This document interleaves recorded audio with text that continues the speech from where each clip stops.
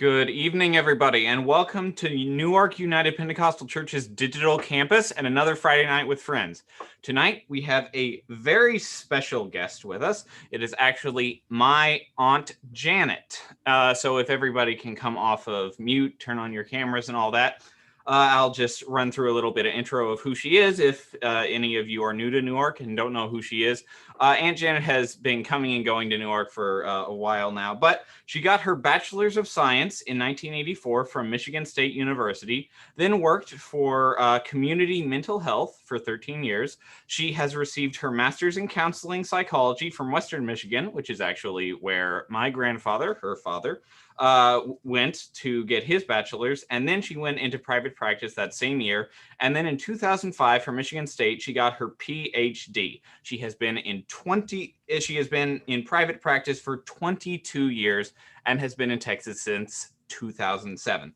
And if you have been in Newark for a couple decades now, I suppose it would be, you might remember she actually came, I think it was about 10 years ago, she came to Newark for our family weekends, which was a series of kind of lectures, seminars, talks about, marriage and kids and all sorts of stuff. So Aunt Janet is here tonight to talk to us about the psychology of this quarantine lifestyle that we find ourselves in. So Aunt Janet, say hi, I suppose. Hi. Thank you for inviting me. It was, probably if anybody else would have asked, I'd say, no, I'm really, really busy. I don't have time. But since it was you, Caleb, there's no way I'd ever say no. Oh, so if Dad had asked you, you would have said, nah, forget you. I'd say, come on, bro. Don't you have other people? No, I'm kidding. I feel privileged that you asked. Well, it was special coming from you. I don't really know how to respond to that, but okay. I know, see, because you're the little kid that grew up, and I'm like, yeah. Aww. Well, growing up, I'm getting there. Yes. Well, you ought to feel privileged. I'm glad then, Caleb, that you took the initiative to ask your aunt to be on, because we're glad to have you here tonight, Janet. It's Thank great. you. I know Caleb said 10 years. I'm terrible with keeping track of time. It seems like it was longer than that, but maybe not. I know it was a while ago. I think it was actually a little less than 10 years ago, because I remember that me and Vincent were just allowed to be in there maturity wise, and I was like 12. That benchmark would have been like 12 years, and I'm currently 20. So okay, good. Put something with it. Well, that's great. So we did ask Janet to be here to talk about COVID, but we're gonna back it up. We're gonna come forward to COVID, because I know Janet has a great story, and I've heard bits and pieces of it. So we're gonna start with, kind of go back some, and then we'll work our way forward to COVID. And so, why don't we start there? Janet, why don't you tell us a little bit about your background, and in particular how you came to the Lord? I know there's a whole story around that. You tell as much or as little as you like. That's a good place to start. Well, with Dad getting in church when I was a child, I was exposed as a young child, probably 7, 8, 9, and then didn't have that experience again. There was separation, moving, distance. Didn't grow up with him. So when I was 25, I visited on a friends and family day. A coworker had invited me, and I went. And then, God just really moved on me. And I didn't get in for a little while, but there were many times that things were bad, and I would just go and drive by that church and think, I need to go. But it took me a while. And so I did, actually that was when I was 24. And then, so when I was 25, I was filled with the Holy Ghost in July. Samantha was only 2. I was going through a divorce, lots of stuff, but then it stayed very solid since then. Wow. So 10 years there. The next year I went to General Conference, and Stephen was quizzing, and he was just, he is 11 years younger than me. So he would have been, if I was 26, he would have been 15. But he was quizzing, and I love that. I thought, oh my goodness, there's something at church that really stimulates and challenges your brain. And so I went back and said, can I do this? And so this year is my 30th year in Bible quizzing. So I like 30? that more than like 22 years, 30 years. I had 2 years off.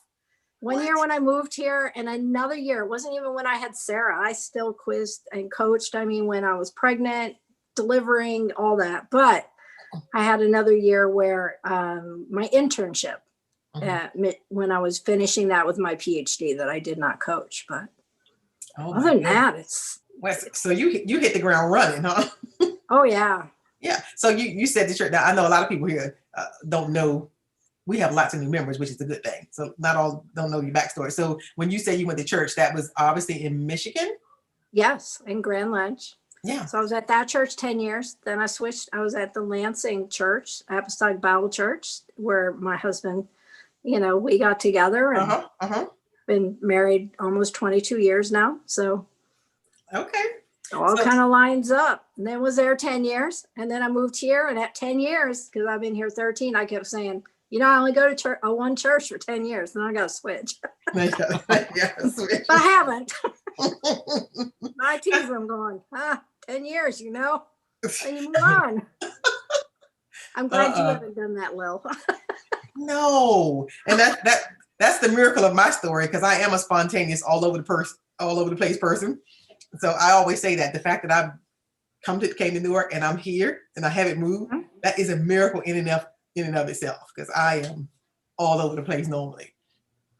So yeah, now I'm just a creature of habit, I guess. Yeah. Well, so I can attest that's not completely true, but we're getting there.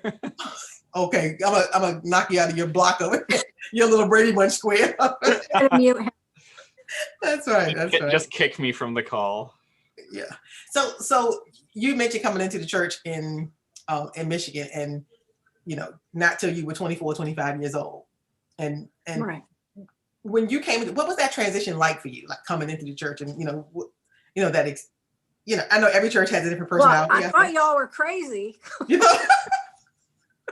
Everybody else, like, I went as a child, but I don't remember all this. You are crazy. I observed for quite a while. It was like, but I kept observing, and it was genuine, and that was the big thing. It's just watching people and finding that genuine relationship with God, not perfection by any means, right? Because people are not that, but just genuine, and having that relationship and wanting to have that, and that it was real. And, as far as watching people get the Holy Ghost and watching that process. And because my opinion was that people that were religious, it was a crutch, and I was okay with them having that. It was a way for them to survive and get through life, and life is tough. And if you need to really, rely on this fictional God, then go for it. So that's kind of where I was coming from, because at 9, like I said, going to church and then losing my dad as part of my life, it was, if there is a God and that's what God does, what do I need God for? And so my friends, when I told them I was going to church, they're all like, what? We didn't think you believed in God. They were just all shocked.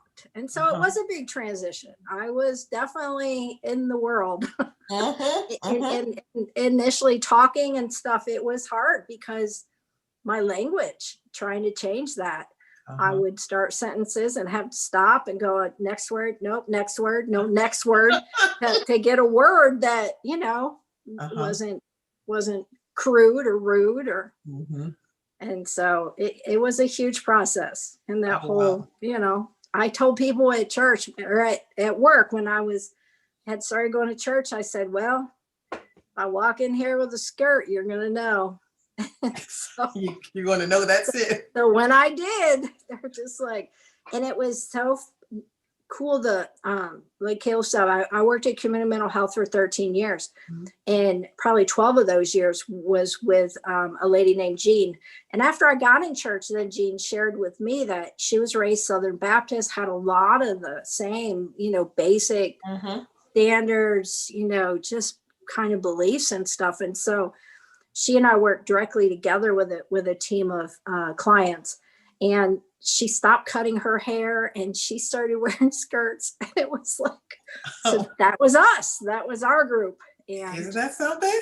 it was very nice. I mean, it was Yeah. very respectful. So I didn't have that pushback like at work of, Uh-huh. but Yeah. no, it was a process. Yeah. Definitely Yeah. a process. I kept Yeah. learning. I know after I'd been in church for probably 3 or 4 months, and the guy that had invited me to go to church, we'd gone out for dinner and I ordered a glass of wine, and he got so upset. And I'd already gotten the Holy Ghost. And I'm like, what's wrong with you? Like, Jesus, drunk wine. What is wrong? We can't even drink wine. Like, what's up with this?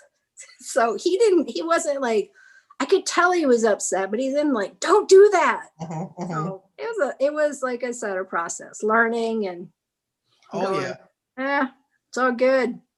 Hey, I came I to the like church the about simpler life. That's what I tell people all the time. It's so simple. I really like the simple life. Yeah, it's much easier to just be yourself, just to be real, and Right.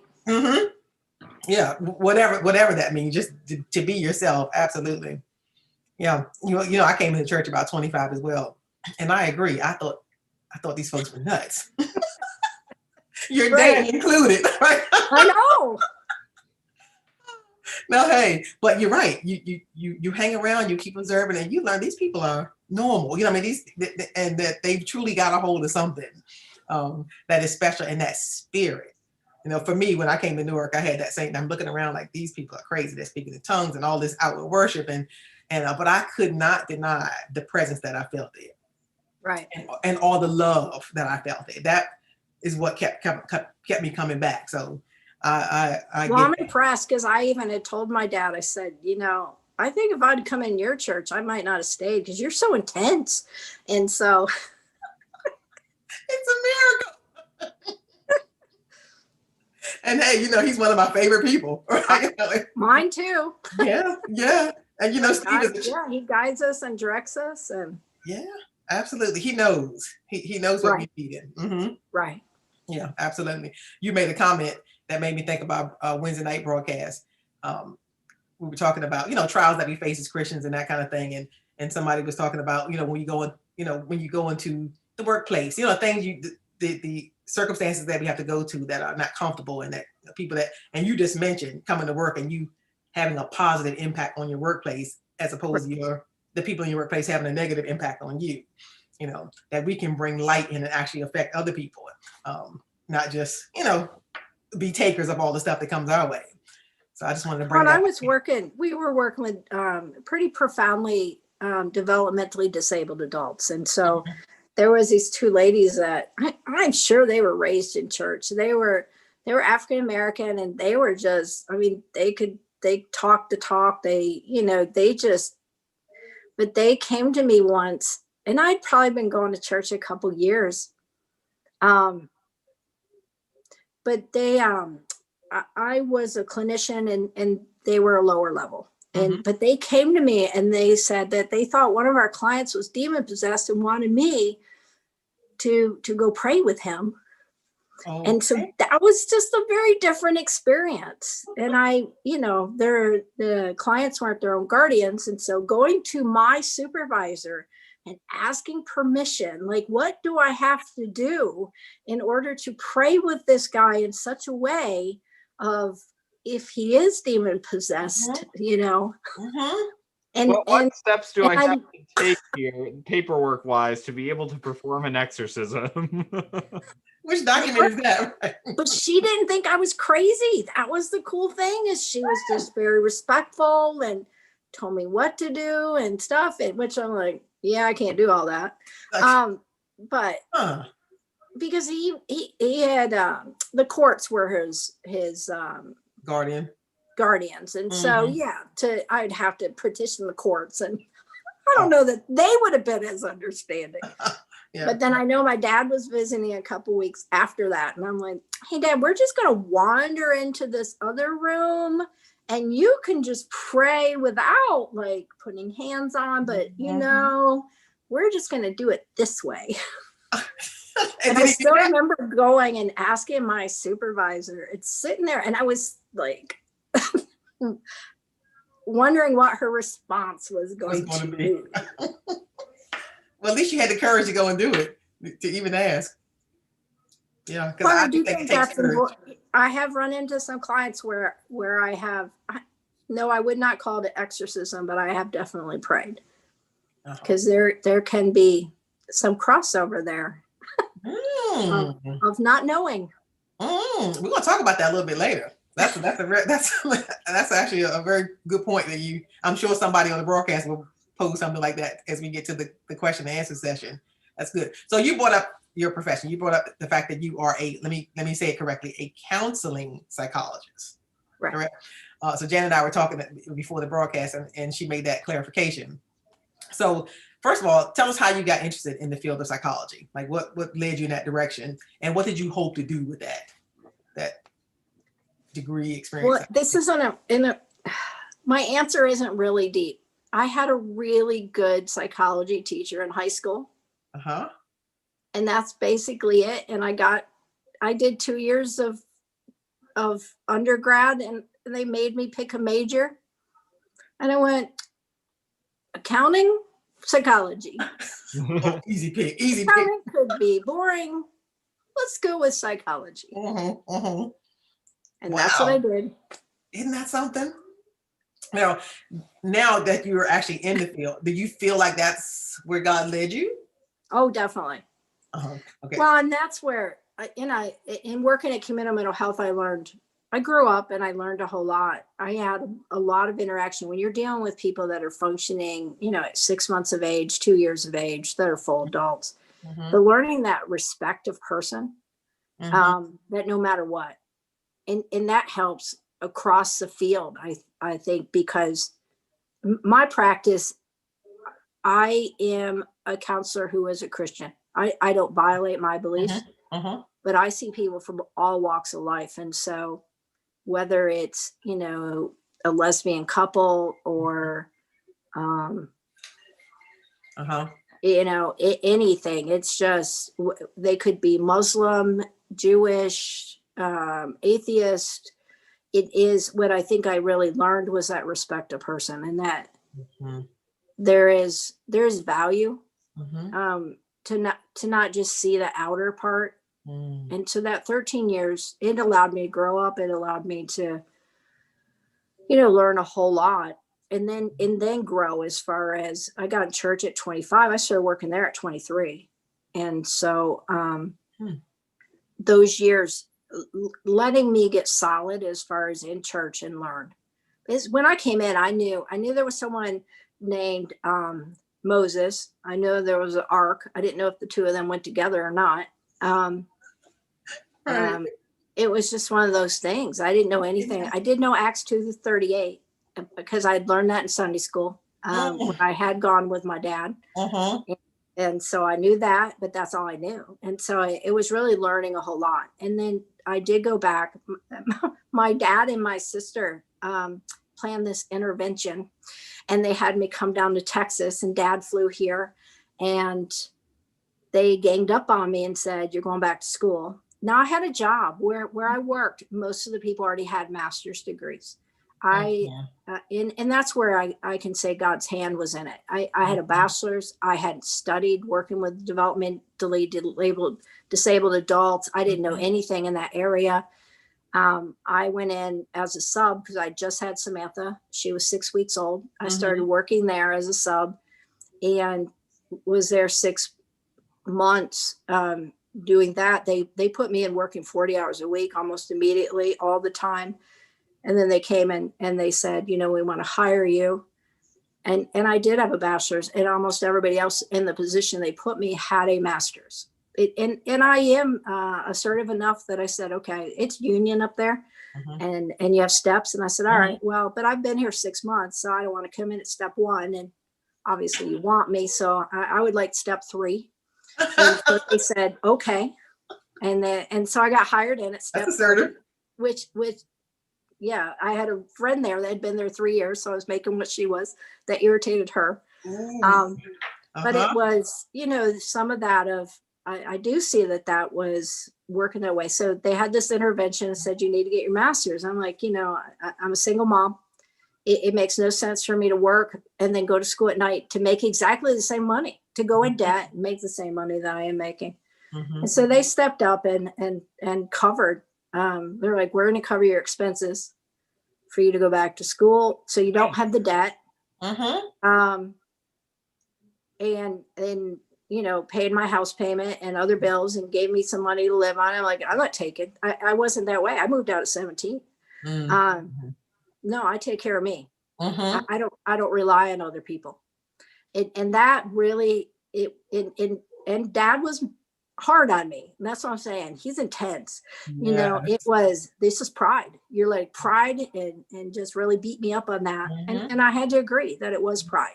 Mhm. It was being hurt in the past and not being able to trust people. Yeah. That like, no, I don't want to be indebted. I don't want to owe anybody. Mhm. And so, but them getting up on me, I did. And so I agreed to do that. But I'm like, I'm going to do this quick. So I did it. I just doubled up in classes and that, and did it a year and a half.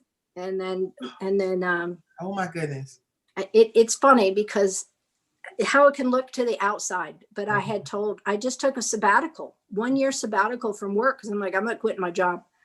I have to have my job. I'm a single mom. Mhm. And so it was, I took a year sabbatical and I told them, I said, well, I'm going to go to school. I'm going to hit it really hard and do this. And the only way I won't be back is if I meet a man, because I don't know how to pay for stuff otherwise.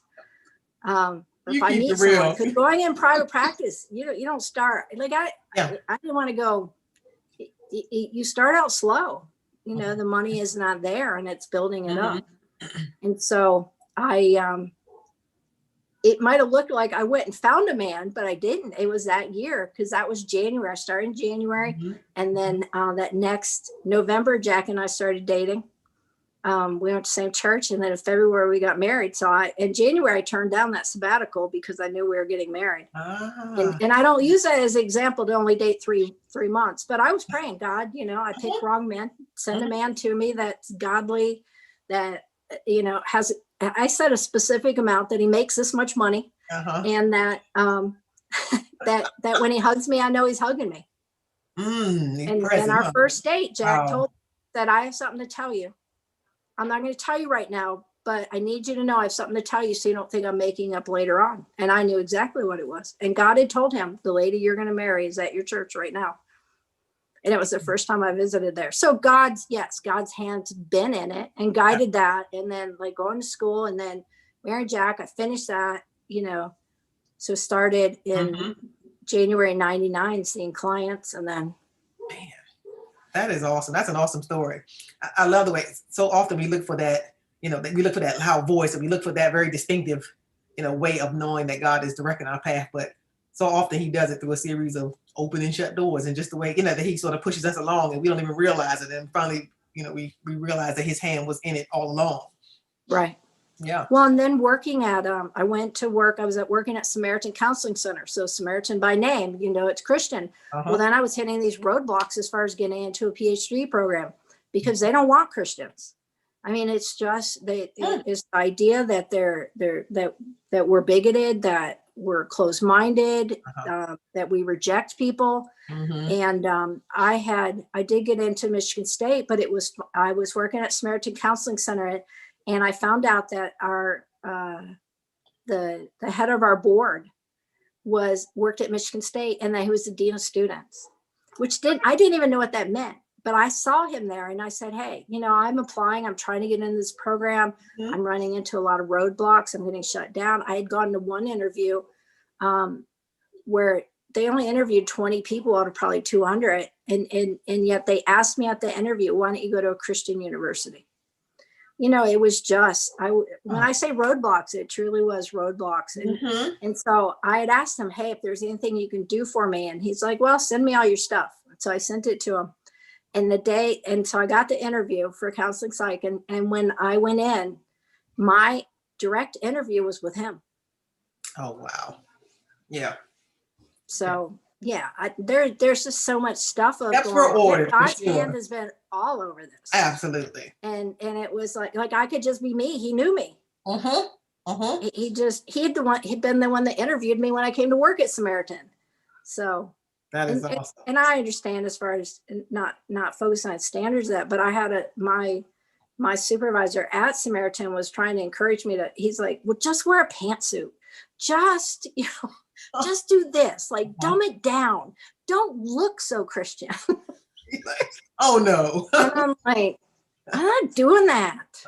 All right, I'm coming as But me. the way that, that just worked out, and then doing that program, and Right. That's awesome now. So you actually have your own practice now. What did you, 20 years? well, I've been doing it counts as, even though I would, most of the time when you get a group of people, your contract, Okay.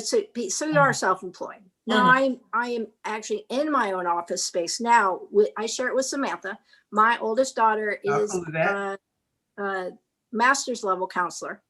And so she and I have our own office, and it's her and I. And that's great. So it was nice. I would shift all the kids. She primarily sees children. And with her being diabetic, she has connected with a lot of endocrinologists. There are several of them in this area, and they send a lot of the diabetic teenagers that are struggling and kids to her.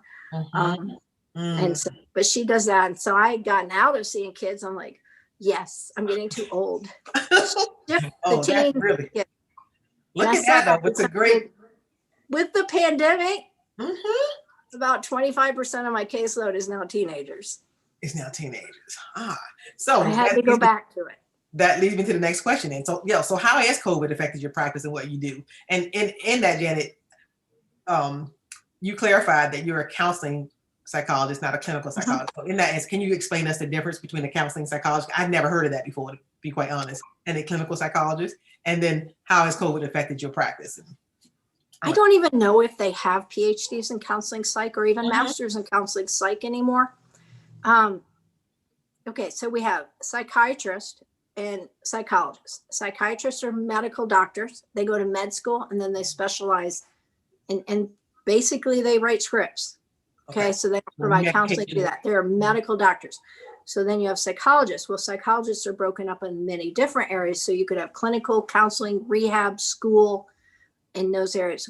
Well, counseling, because counseling and clinical are so close, I do think counseling has probably disappeared. I know down here they'd never heard of it.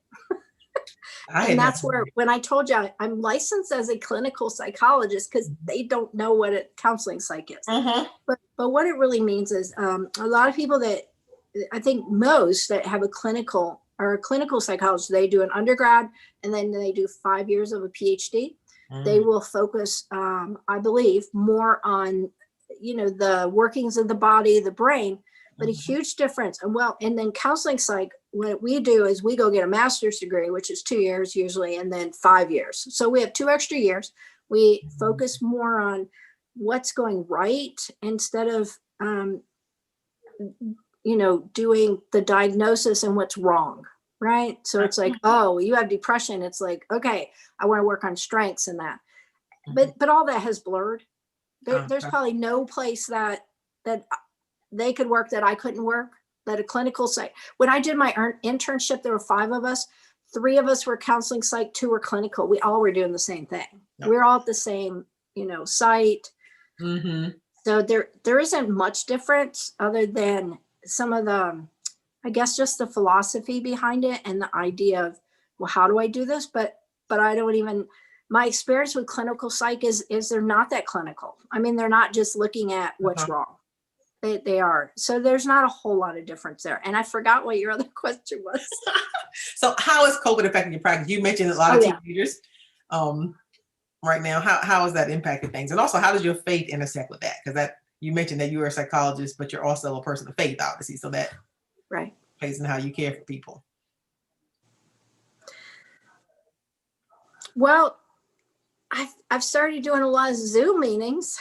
A lot of initially there was a dip as far as my practice because people weren't coming in, and then as soon as I emailed them all and said we can do virtual, I can do FaceTime, Skype, or Zoom. Well, then boom, I have been so busy.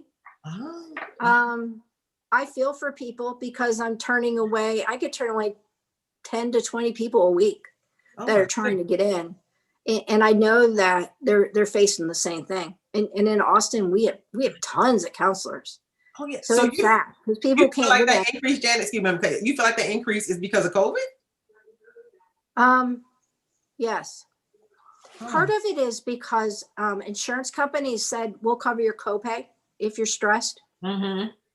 Well, that alone helped. Or we'll give you additional EAP sessions, employee assistance program, Yes. where there's no copay and it doesn't hit your deductible. Mm-hmm. And so the insurance companies really stepped up that way and said, you can go and we'll pay for it. Okay. So there's But then they can't find anybody to see. Now, I've always stayed full. mm-hmm. I do not have a lapse. That's I great. have cut down, over the years because Mhm. I've gotten old and tired. So I Mhm. have gone from seeing 12 people a day to 10 people a day. Really come back. That's an improvement. Hey, I just turned 59. I'm thinking of going down to 9. So come on. Whoa! Hold the horses. I got 3 more years to hit 62. You're looking at the home stretch, right? Oh, I'm I telling feel you. Samantha, I'm just going to kick them all to, but yes, there's a lot of stress with people, and it has, in my experience, it has hit not just teenagers, but mostly high schoolers, right? That age group, probably your 15 to 22, 23-year-olds, the hardest. Huh. And we got to think, okay, but why? Well, it's social. Yeah. Yeah. So, and that's, I do not encourage people. I encourage people to do calculated risk. Mhm. I did not feel that I should not send my youngest off to college, where she lived in a dorm, where she returned 3 weeks later with COVID, quarantined, and went back to school. So that was my calculated risk. Nobody else in the house got it. But Mhm. I did assume that she would. I figured she had a high risk of contracting COVID, and she did. But at 18, I knew she needed that because the isolate that shut off, because she wasn't going anywhere at first because she was so afraid for her dad and I that she could catch it, give it to us, that we would die, right? So that fear, and so a lot of young people, they're not interacting with people. Mhm. And just being so shut off. And you look at when you go to school, there's a whole lot. Most of the stuff as far as going to school for a kid that is energizing and rewarding and helps them to have that momentum has nothing to do with doing schoolwork. Mhm. It's other people, right? It's looking good in front of other people. It's sports. It's laughing. It's seeing people dressed funny. It's having weird hairdos. It's The whole hearing these two experience. fighting. Right? That's what they're like. Oh, I like this, and the whole checking out other people, right? The whole Oh, yeah. dating. Yeah. So there's so much involved with that has been cut off for the high school and the colleges. Mhm. Mhm. That Yeah. if they have fear come in, and then they're shut off as far as the social part of it. Yes, it has led to more teenagers being depressed and suicidal than typically. Wow. Wow. So I got one question. It's actually time for us to go. Erica, you can put that question and ask folks to put their questions in, because now you're going to get pot shots from everybody in our Okay. who's viewing tonight. But in that you offered. So some advice, as a counselor, as a mom, as a person like, what advice would you give to those who are struggling with isolation, depression, all this craziness that's going on right now? Even I'm not even gonna say the word, but all that's going on in this season. Right. Well, and across the board, not just during this time, but any times of high stress. So we can go back to 9/11, whatever. It's where we look at hardiness and resilience, and that's really looking at psychological, spiritual, and physical hardiness and resilience. How How resilient am I? Can I snap back? Doesn't mean that you don't endure it, but can I bounce back? Can I adapt well to the adversity to change? You know, can I adapt to change? And that hardiness, a lot of that hardiness comes from, and people can Google this and look up the 3 C's, or just Google hardiness, but the 3 C's of psychological well-being. And you come up with commitment. Commitment leads to our values. What are our deep values? What are we holding on to? Because those don't change. So if I'm a person that believes in honesty and dignity, and I have a huge faith and believe in God, that doesn't change. If that's my core value, it doesn't matter what comes at me, that doesn't change, right? And so we hold on to that. And it's that commitment that, you know, that we can invoke, that we can pull from it. And it doesn't matter what's happened to us. And so we have to get back. If you find that that's slipping, get back to that. Go back to your core values. What at the bottom line, I probably shouldn't say this, but initially I was like watching so many different sermons on Sundays. I thought it was so cool. I would speed sermon because, you know, most of them were taped and I could go, oh yeah, I got that. And I could move forward and I could do a lot of sermons in a short period of time. So that was really cool.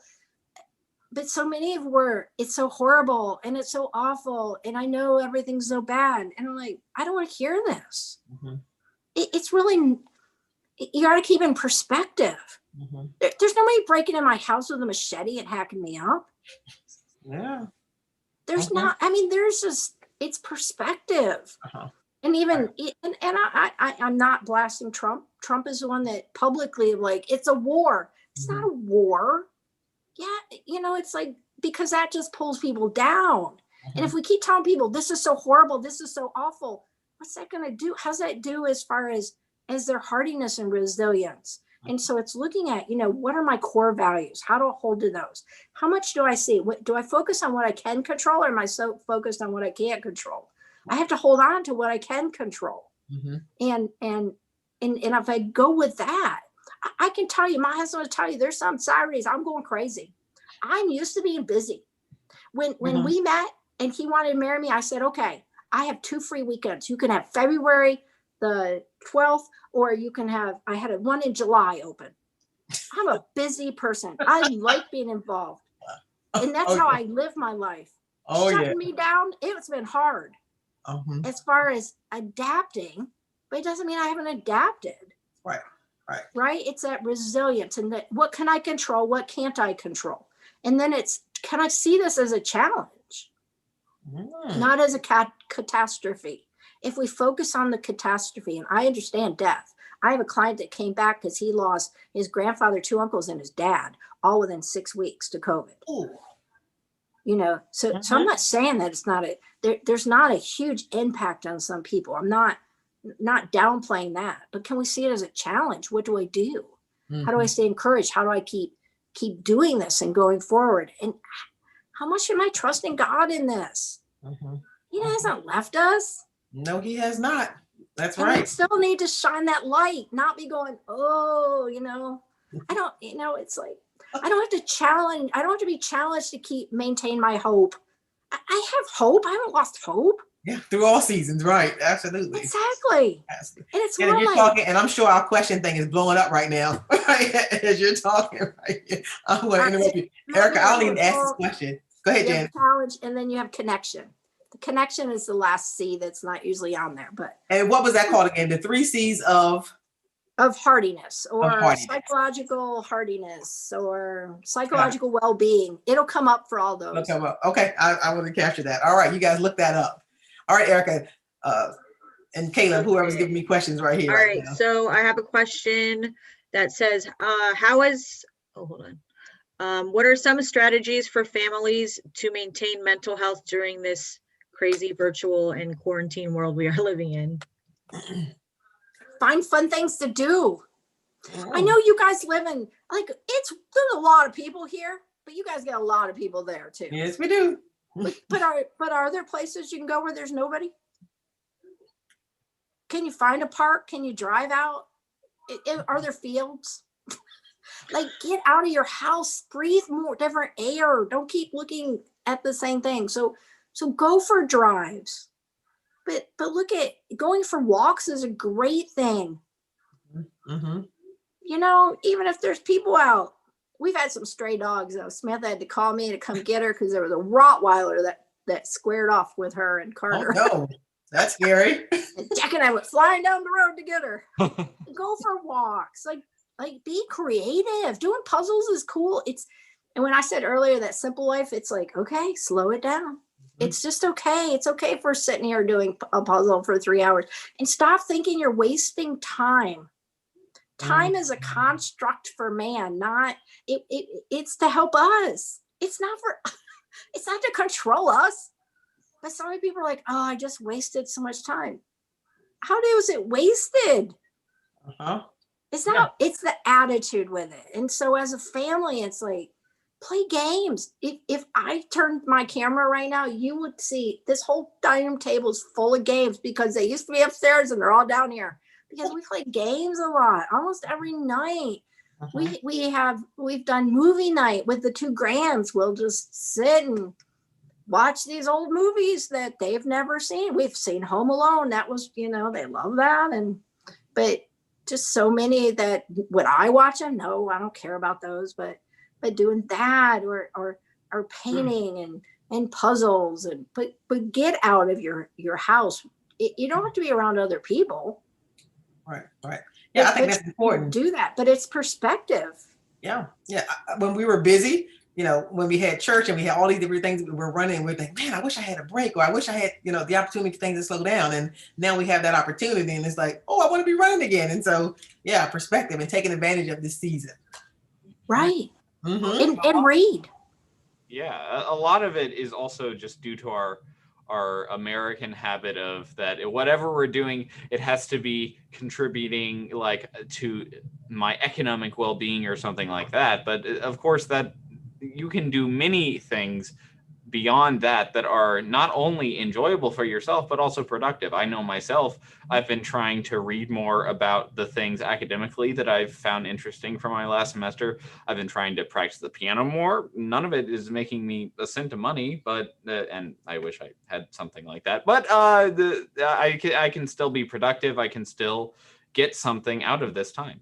You're investing in yourself. You're digging your own well. And that's the way that we. There we go. Yeah. Absolutely. Well, and we put some little baskets together because VBS was canceled. And so we always, Bible quizzing being we always do a store there. And so we had all this stuff. So we put all these little baskets together. We took the grandkids and we found out addresses of a lot of kids in our church. And then they would run up, put it on their doorstep, knock, and run and get in the car, and we drive away real fast. And my grandkids loved it. And those kids got, wow, we got this basket full of just trinkets, but still it was like, who did this? It's being creative.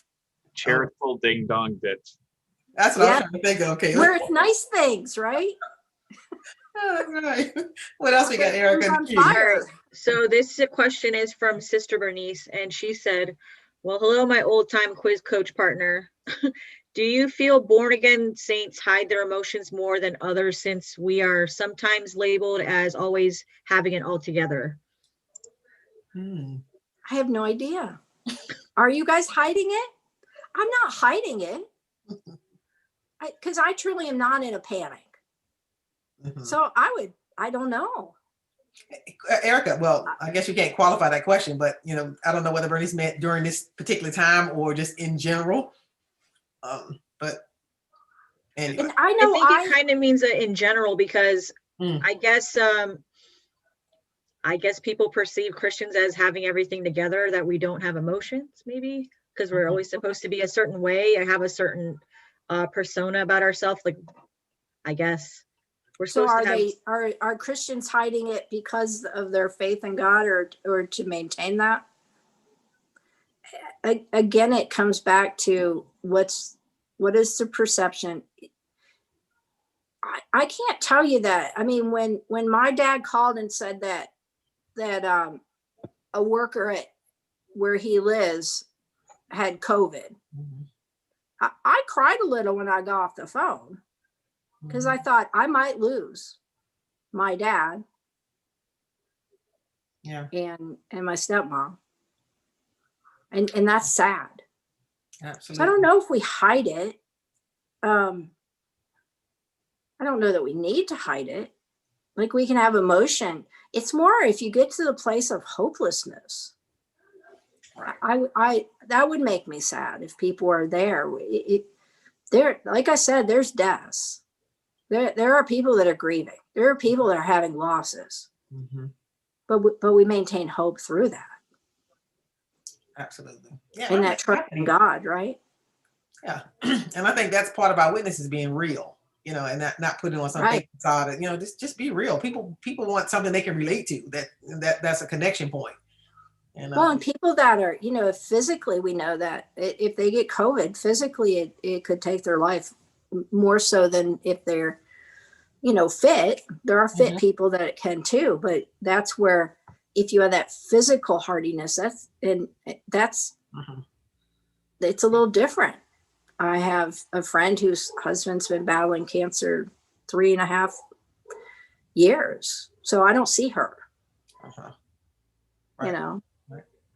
Okay. Any other questions in the queue? Yes. How can we build resilience?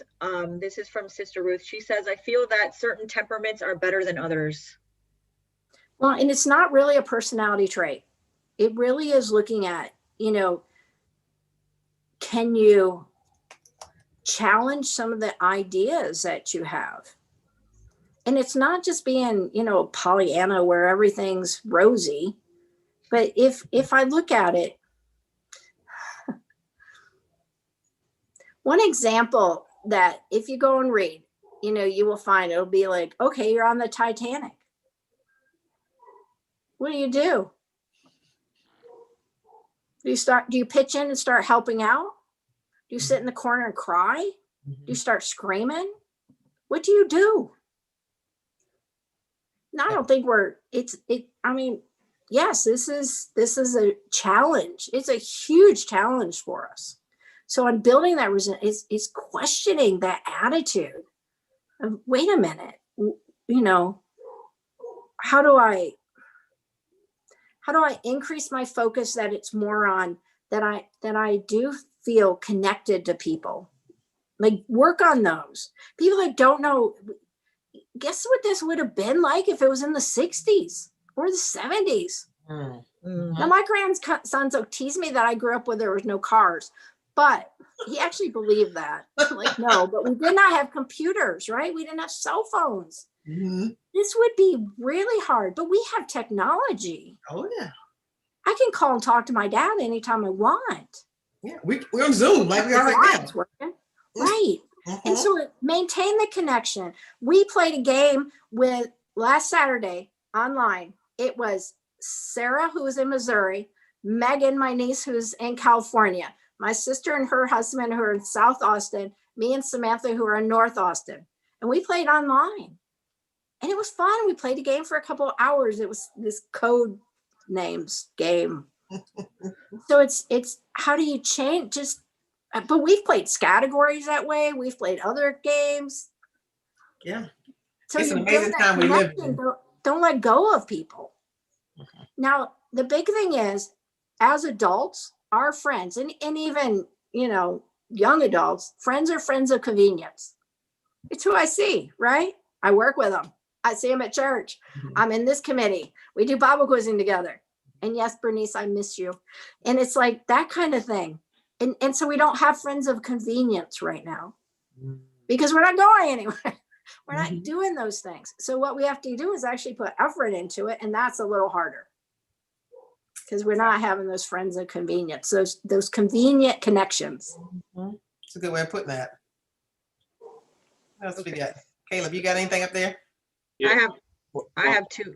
Oh, go ahead. I'll say this and then you can go ahead. I have found myself in this season. I hate that word because it's so overused. Like in this season, in this time, these unprecedented times, I found myself oftentimes like, oh man, I miss this person. It's so sad that I don't get to see this person who I would see at quizzing or church, and then I just have to stop and remind myself, you have Instagram, you have instant messaging, you have email, you have all of these things which you can easily send out a message, ask if they want to FaceTime. I know a couple weekends ago, my family FaceTimed a friend out in California, and we played Sorry because I set up the board in our house, set the camera so they could see it, and we played Sorry, and it's just that simple. And so, yeah, I guess much in relation to what she was saying, friends of convenience, we might have to set up some friends of intentionality on our part, Right. as far as that you make a dedication to that.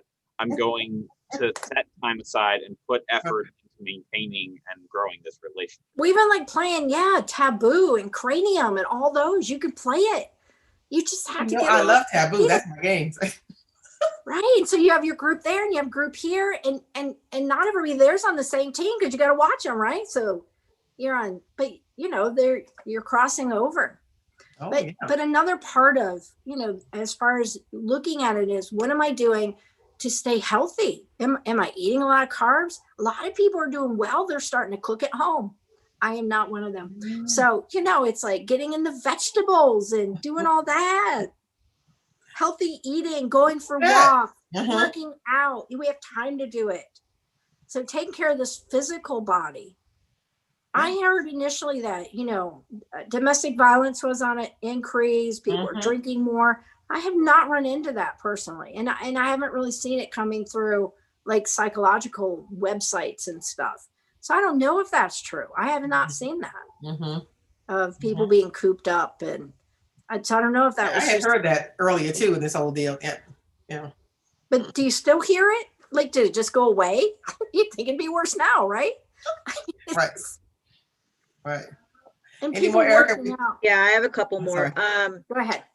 How has COVID affected family dynamics, and how would you recommend people deal with these changes? Do we have a couple more hours? Okay, affected family dynamics. It really depends on the family, right? As far as connection. Like Caleb's in a family with a whole bunch of kids that are still at home that aren't little. They're teenagers and 20s. If you have parents, like I really miss seeing my dad. My big concern is my dad could pass before I see him again. So that affects me. Like I want to see him. So, I can call. Now for my grandkids who live with me, they're not separated from their grandparents. Grandpa's right there in his chair every morning. So it depends on the family. For some, it's hard because especially with health issues, when you have that separation, not seeing someone, not holding them, I would not do well if Samantha and my grandkids lived somewhere else. I mean, I would greatly miss them. So there's so many different components that it's hard to really say how has it affected them. I have a good friend who's a widow, and she comes over every weekend, and she has adult kids. One's in Chicago. She went up there at Christmas, but it's hard on, she lives alone, but she has connected with us. So she just comes over and hangs out with us most weekends. So finding that if you're isolated, finding someone else that's isolated and just doing something simple together, but having husbands and wives around each other, hopefully they're getting to know each other again. Having your kids home, hope you're getting to know your kids. Hope you like each other, because we've been so busy that we don't spend a whole lot of time together, but now we do. Yeah. So it's figuring even those dynamics out of having your own space, but being around each other. And Absolutely. I was telling somebody I've been married 17 years, and this has been the best year. Really has been the best year, which you would think would be unusual, but yeah, it's been great actually. Right. Any others? Yeah, if you don't like each other, that could be rough. Oh yeah. What effects have you seen the pandemic having on folks of different ages, specifically affecting elders not sick with COVID? Again, it comes back. I have some that they're doing really well. they're used to being alone. They have things that you know, that I hear about that they're going strong. Others, I think when every age group, it really comes back to that psychological, spiritual, and physical hardiness, resilience, strength. That I don't know, that differs across age. And so your older people, there's some are doing really good, and some are really lonely. Yeah. Here's a question, I guess, because we keep talking about all these dynamics, and it's even in the very definition of the word dynamic. It means that it's different. It means that it changes from instance to instance. What are some principles, I guess, of mindset, attitude that anybody from any age group, any situation, anything can use to, give themselves a pick-me-up, so to speak? I think one thing that's important is not waiting for this to get over. I like the song, "This is the day that the Lord has made. I will rejoice and be glad in it." I will be glad in this day. This day, not after COVID's over, not tomorrow, this day. This day is equally as important. And it has benefit, it has value. What am I going to do with this day? How do I, and again, it comes back to that perspective, but if you allow your minds, we got to take control of our minds. Any of us can remember all the negative things that have happened to us in life, because we're more prone to do that, right? We dwell on, I remember when I said that. I was just telling someone the other day, when I came and did a presentation, I said I misspoke a word. I knew I misspoke it. I knew I said it wrong. Even later, my dad said, "Oh, it's pronounced this way." I knew after I said it, it was wrong. And I said it was facade, and I said it as Fascade. And I'm like, I still remember that. I know it was that many years ago, but I'm going to remember that. I'm not going to remember all the words I said right, but our brains do that. We remember the negative. So what we have to do is be very intentional about not going to the negative, by going, this is a great day. What am I going to do with it? I loved it when we got snow. Everybody was having snowball fights, right? Or they were all building snowmen. We don't get snow, but it's like taking that opportunity, go fishing. Go do something you've never done before, but don't look at it as I'm waiting. I'm just sitting here waiting for this to get over. I hate this. It's like, no, this is a good day. And I'm going to do what I can with this good day. The language you're using kind of makes me think of the parable of the three servants who were given the different amounts to work with while the master was away. And while the two servants, the one was given a greater amount, the one was given a smaller amount, they both went and did something with it, while the one just buried it in the ground and did nothing with it. And he was the one who failed, not because he had the least amount, but because he did nothing with it. Right. And that comes back to, with attitude. Like, if people haven't read the Bible through, take the opportunity to read the Bible through. I would suggest not sitting and watching TV for 10 to 12 hours, because you do your work and then it's like, what am I going to do? Yeah. And I think people were really energetic at first and got a lot of projects done, including me. We put a new fence up. We cleaned out the garage. I don't want to work. I don't want to work when I'm not working. It's like, come on. But it's some separation at home, because with people working at home, they need to separate work. There's got to be a time you start and a time you stop. I just encouraged a college student to do the same with her classes, because she has no motivation. She's just like, and she's not seeing hardly anybody. She has one roommate, but she has an older mom. And so in order to see her mom, they don't want her around people. And so I said, what you want to do is put school as a work day. Get up. If you want to push it till 9 or 9:30, do that. But if you're normally getting up at 8, get up at 8 every day and work 8 to 5 on schoolwork, Monday through Friday. And the evenings are yours. Do something different so that it's not all the time. Now, we know college students, it's a 24/7 kind of thing. So put in perspective, but that's what people need to do with work. So they're not just working all the time because they're working from home and they can. Yeah. And employers know that, and they can text, email times, and Oh yeah, Keep it in perspective. I can attest it. It's very easy to let it all consume you. It's just convenient. It's just right at your fingertips. Well, and I think we've gotten really bad about letting other people entertain us and fill our time and build our schedule for us. And I'm all for that. Like, we have church and we have this, we have that, we have soccer, we have Girl Scouts, Boy Scout. I know it's all this, and we run and run, and right now it's not. And we're going, I don't know what to do. How do I make my own schedule? And so I think we're learning. Absolutely. But you take that as a challenge to learn, not like, this is horrible, it's awful, I don't know what to do. Okay, well, be creative. Google it. We have the internet. Yes, your brother likes to say that. I'm right at the end of the baby boomers, but I can still say Google it. Go ahead, Caleb. What are you supposed to say back? Oh, that's hilarious. And yeah, Steve is the king of Google it. He says that too, even about biblical stuff, which is kind of funny. Like, just Google it. There's so much at our fingertips right now. That's true. Right.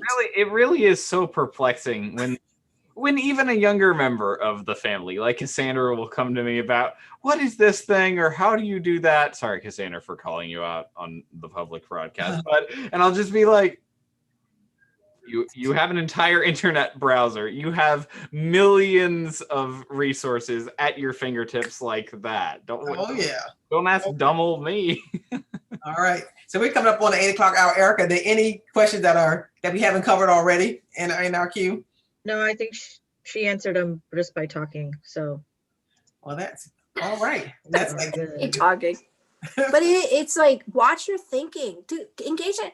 You wouldn't go out and eat dirt.